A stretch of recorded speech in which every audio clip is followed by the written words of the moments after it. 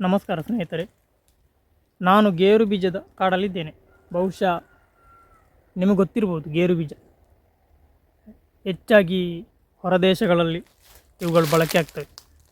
ಏನಪ್ಪ ಅಂತ ಹೇಳಿದರೆ, ಸಾಧಾರಣವಾಗಿ ಫೆಬ್ರವರಿ ಮಾರ್ಚ್ ಆ ಟೈಮಲ್ಲಿ ಸ್ಟಾರ್ಟ್ ಆಗುವಂಥದ್ದು. ಸಾಧಾರಣವಾಗಿ ಜೂನ್ ಜುಲೈ ತನಕ ಕೂಡ ಇರ್ತದೆ. ಒಂದು 3-4 ತಿಂಗಳ ಬೆಳೆ ಇದು.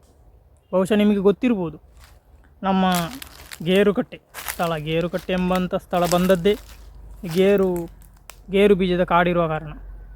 ವಿಷಯ ಏನಪ್ಪ ಅಂದರೆ, ಒಂದು 2000, 2001, 2002 ಆ ಟೈಮಲ್ಲಿ ಸಾಧಾರಣವಾಗಿ ಜೂನ್ ಜುಲೈ ತನಕ ಕೂಡ ಗೇರು ಬೀಜ ಆಗ್ತಾಯಿತ್ತು. ಆದರೆ ಅದು ಇತ್ತೀಚೆಗೆ ಅಂದರೆ 2005, 2010 ನಂತರ ಹವಾಮಾನದ ವೈಪರೀತ್ಯದಿಂದಾಗಿ ನೀವು ನೋಡಿರ್ಬೋದು, ಗೇರು ಬೀಜನೇ ಇಲ್ಲ. ಈಗ ಆವಾಗೆಲ್ಲ ಕಡಿಮೆ ಇತ್ತು. ಒಂದು ಮರಗಳಲ್ಲಿ ನಾನೀಗ ವಿಡಿಯೋ ತೋರಿಸಿ, ಆ ಒಂದೊಂದು ಮರಗಳಲ್ಲಿ ಸಾಧಾರಣವಾಗಿ ನಮಗೆ ಹಸಿ ಗೇರು ಬೀಜ ಸಾಧಾರಣವಾಗಿ ಒಂದು ಮರದಲ್ಲಿ 1,000ವರೆಗೆ ಸಿಗ್ತಾಯಿತ್ತು ಒಮ್ಮೆ ಕೊಯ್ಯುವಾಗ. ಆದರೆ ಈಗ ಇತ್ತೀಚೆಗೆ ನೋಡಿ, ಈಗ 2025, ಇತ್ತೀಚೆಗೆ 2010 ನಂತರ ನೀವು ನೋಡ್ಬೋದು, ನಮ್ಮ ಈ ಕಾಡಲ್ಲಿ ಸಾಧಾರಣವಾಗಿ ಒಂದು ಮರದಲ್ಲಿ 100 ಕೂಡ ಸಿಗ್ತಾಯಿಲ್ಲ. ಇಲ್ಲಿ ಸಾಧಾರಣ 100 ಗೇರು ಬೀಜ ಮರ ಉಂಟು ಈ ಹಿತ್ತಲಲ್ಲಿ.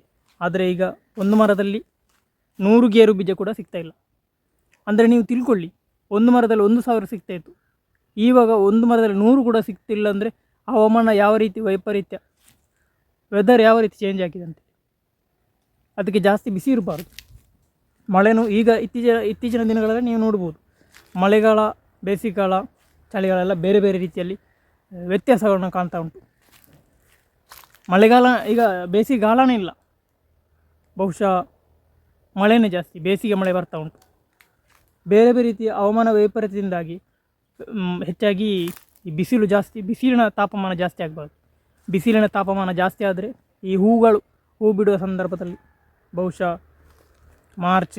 ಫೆಬ್ರವರಿ ಮಾರ್ಚ್ ಆ ಟೈಮಲ್ಲಿ ಹೂವೆಲ್ಲ ಒಣಗಿ ಹೋಗ್ತದೆ. ಬಿಸಿ ಜಾಸ್ತಿ ಆದಂತೆ ಹೂವೆಲ್ಲ ಒಣಗಿ ಹೋಗ್ತದೆ. ಹೂವು ಒಣಗಿ ಹೋದರೆ ಮತ್ತೆ ಅದರಲ್ಲಿ ಕಾಯಿ ಆಗಲಿಕ್ಕೆ ಸಾಧ್ಯ ಇಲ್ಲ.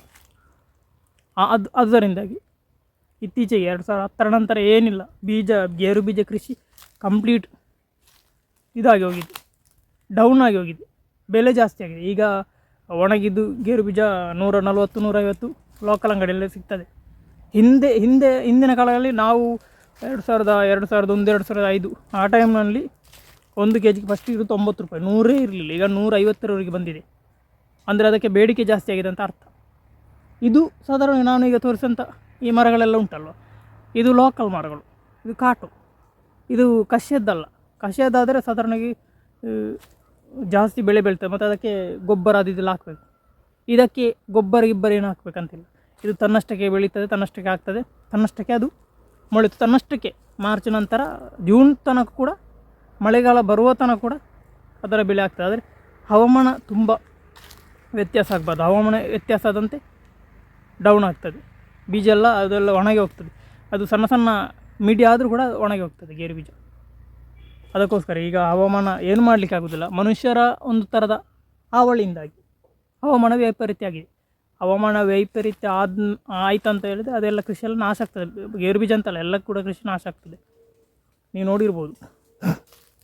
ಆದ ಕಾರಣ ಇನ್ನೂ ನನ್ನ ಅಭಿಪ್ರಾಯ ಪ್ರಕಾರ ಇನ್ನೊಂದು 10 ವರ್ಷಗಳಲ್ಲಿ ಗೇರು ಬೀಜ ಕಂಪ್ಲೀಟಾಗಿ ಡೌನ್ ಆಗಿ ಗೇರು ಬೀಜನೇ ನಾಶ ಆಗ್ಬೋದು. ಅಂದರೆ ಹವಾಮಾನ ಇನ್ನೂ ಬಿಸಿ ಜಾಸ್ತಿ ಆಗ್ತದೆ ಅಂತ ಹೇಳ್ತಾರೆ.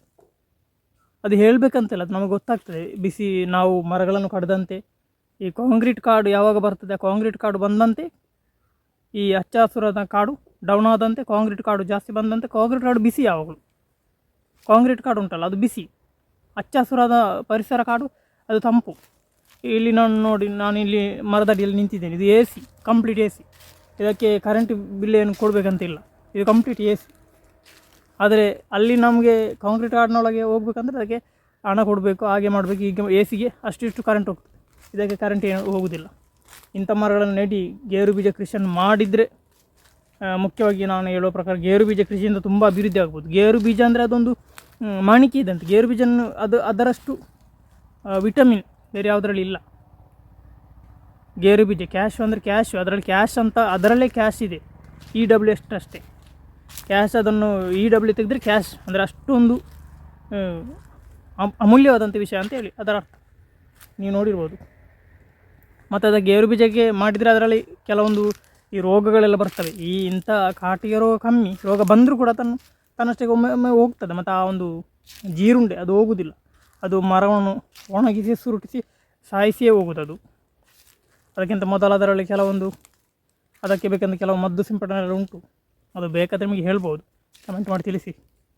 ಗೇರು ಬೀಜ ಕೃಷಿ ನನ್ನ ಪ್ರಕಾರ ಇನ್ನೊಂದು 10 ವರ್ಷಗಳಲ್ಲಿ ಅದು ಕಂಪ್ಲೀಟ್ ಡೌನ್ ಆಗ್ತದೆ. ಗೇರು ಬೀಜ ಮರ ಕೂಡ ಕಾಣುವಂಥದ್ದು ಕಮ್ಮಿ. ಗೇರುಕಟ್ಟೆಯಲ್ಲಿ ನಮ್ಮ ಈ ಮಂಜೇಶ್ವರ ಗೇರುಕಟ್ಟೆ ಉಂಟಲ್ಲ, ಇಲ್ಲಿ ಗೇರು ಬೀಜ ತುಂಬ ಇತ್ತು. ಕೆದಂಬಡಿ ತನಕ ಸಾಧಾರಣವಾಗಿ ಸಾಧಾರಣ 300-400 ಎಕರೆ ಗೇರು ಬೀಜನಿತ್ತು. ಗೇರುಕಟ್ಟೆ ಅಂತ ಹೆಸರು ಬಂದದ್ದು ಹಾಗೆ. ಆದರೆ ಈಗ ಈ ಸ್ಥಳಗಳಲ್ಲಿ ಇಲ್ಲೊಂದು ಕಾಡು ಬಿಟ್ಟರೆ ಬೇರೆ ಭಾರಿ ಕಮ್ಮಿ ಇರೋದು. ಕೆಲವರು ಕೃಷಿಯದ್ದು ನಡ್ತಾ ಇದ್ದಾರೆ, ಅವರು ನಡಲಿ, ನೀವು ಕೂಡ ನಡಿ. ಆದಷ್ಟು ಗೇರು ಬೀಜ ಕೃಷಿಯನ್ನು ನಾವು ಮಾಡಿದರೆ ನಮ್ಮ ಭಾರತ ದೇಶದಲ್ಲೂ ಕೂಡ ಗೇರು ಬೀಜ ಕೃಷಿ ಒಂದು ಒಳ್ಳೆಯ ಹೆಸರನ್ನು ಗಳಿಸ್ಬೋದು. ನಮ್ಮ ಈ ಮಂಜೇಶ್ವರದವರು ಗೊತ್ತಿಲ್ಲ ಯಾರೆಲ್ಲ ನಡ್ತಾರಂತೆಲ್ಲ, ಈಗೆಲ್ಲ ಕಂಗು ಕೃಷಿ ಅದರಲ್ಲೇ ಜಾಸ್ತಿ ಮಾಡ್ತಾರೆ ಹಣ ಅದರಲ್ಲಿ. ಆದರೆ ಇದರಷ್ಟು ಈಸಿ ಅಲ್ಲ ಅದು, ಇದು ತುಂಬ ಈಸಿ. ಅದರಲ್ಲಿ ತುಂಬ ನೀರು ಬೇಕು, ಅದಕ್ಕೆ ಅಷ್ಟು ನೀರು ಬೇಕಂತಿಲ್ಲ. ಆದ ಕಾರಣ ನೋಡಿ, ನೀವು ಕಮೆಂಟ್ ಮಾಡಿ ತಿಳಿಸಿ ಏನಾಯ್ತು ಅಂತೇಳಿ. ಇದರ ಬಗ್ಗೆ ಸಣ್ಣ ವಿಷಯ ಅಷ್ಟೇ, ದೊಡ್ಡ ವಿಷಯ ಏನೂ ಹೇಳಿಲ್ಲ.